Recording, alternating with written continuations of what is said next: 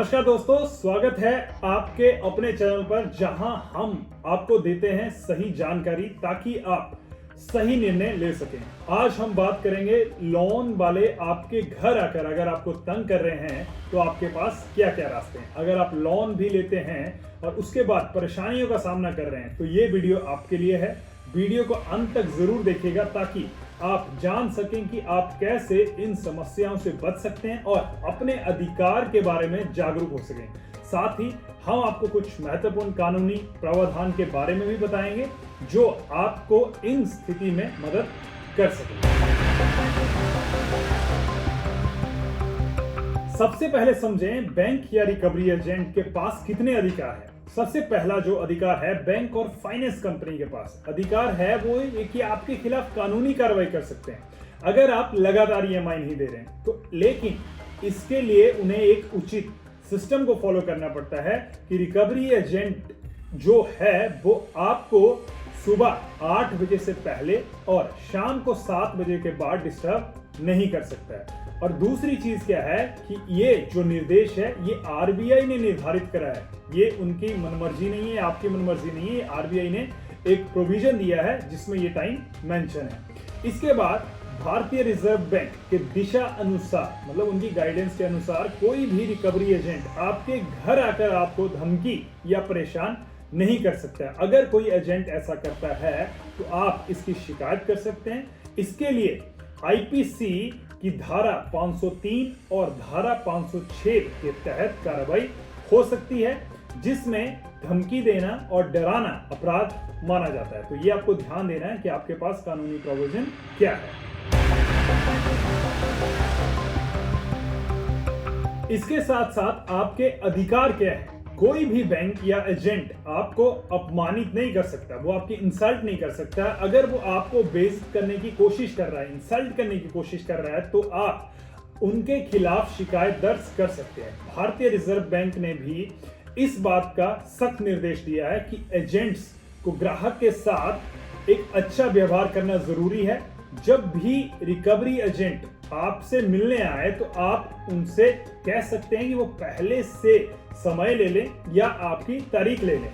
आप अपनी सुविधा के अनुसार मिलने का टाइम दे सकते हैं। साथ ही उन्हें अपने साथ उचित आईडी कार्ड या बैंक का कोई आईडी कार्ड लाने के लिए भी आप बोल सकते हैं ताकि आप सुनिश्चित कर लें कि वो वास्तव में बैंक के ही अधिकारी हैं। कहीं ऐसा ना कोई भी पर्सन आके आपको डराए धमकाए और बाद में आपको पता लगे कि वो बैंक के आदमी थे ही नहीं या फिर रिकवरी जो भी कर रहे हैं उनके आदमी थे ही नहीं। तो ये भी आपने ध्यान रखना।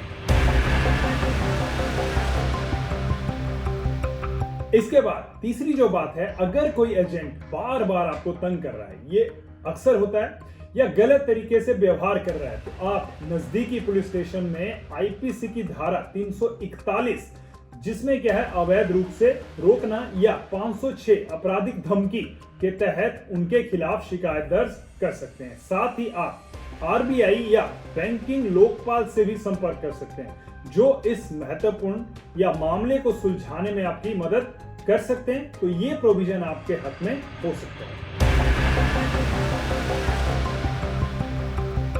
अब हम बात करते हैं कि हमारे पास या आप लोगों के पास कानूनी क्या क्या प्रावधान है। सबसे पहले देखो, आरबीआई की गाइडलाइन के मुताबिक पहले मैंने बताया किसी भी बैंक या फाइनेंस कंपनी के रिकवरी के लिए जो भी एजेंट नियुक्त करते हैं उन्हें कस्टमर के साथ एक रिस्पेक्टफुली बिहेवियर करना जरूरी है।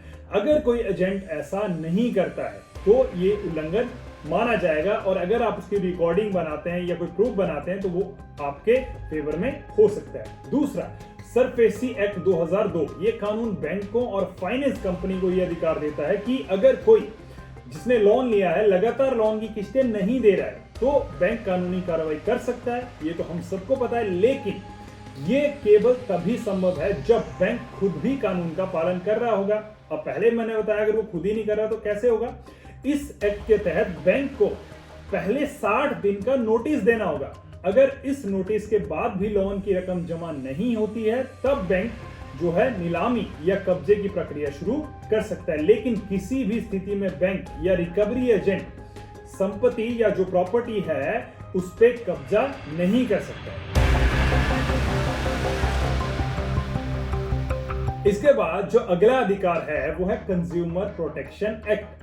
अगर आपको लगता है कि बैंक या उनके एजेंट आपके साथ अन्याय कर रहे हैं या आपके मानसिक रूप से आपको परेशान कर रहे हैं तो आप उपभोक्ता अदालत में शिकायत कर सकते हैं। उपभोक्ता मतलब कस्टमर। इस एक्ट के तहत ग्राहक के अधिकार की सुरक्षा की जाती है और साथ में अनावश्यक जितने भी आपको परेशानी की जा रही है उससे भी आप बच सकते हैं। तो ये भी आपके पास एक बहुत इंपॉर्टेंट प्रोविजन है। अब बात करते हैं कि आप इसमें स्टार्ट कैसे करें, कैसे आप इन चीजों से बचने की शुरुआत कर सकते हैं। सबसे पहले देखो आपने क्या करना है, बैंक के कस्टमर केयर से बात करें, उन्हें अपनी सारी समस्याएं बताएं। कई बार ये लोग आपकी परेशानी सुनकर समाधान देने की कोशिश करते हैं। दूसरी चीज है, अगर बैंक या एजेंट बार बार परेशान कर रहा है तो आप एक वकील की मदद ले सकते हैं। वकील आपकी ओर से बैंक को एक नोटिस भेज सकता है और आपकी मदद कर सकता है। इसके अलावा आप national company law tribunal NCLT में भी अपनी शिकायत दर्ज कर सकते हैं।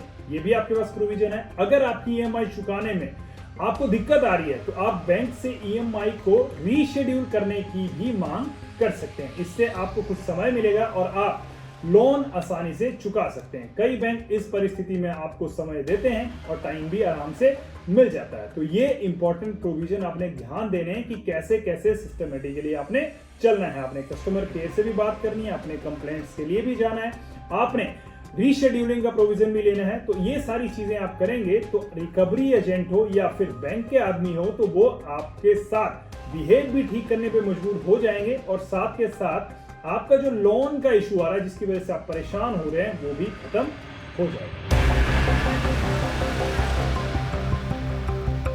तो दोस्तों ये थे आपके कुछ महत्वपूर्ण अधिकार और कानूनी प्रावधान जो आपको लोन रिकवरी एजेंट से परेशान होने से बचा सकते हैं।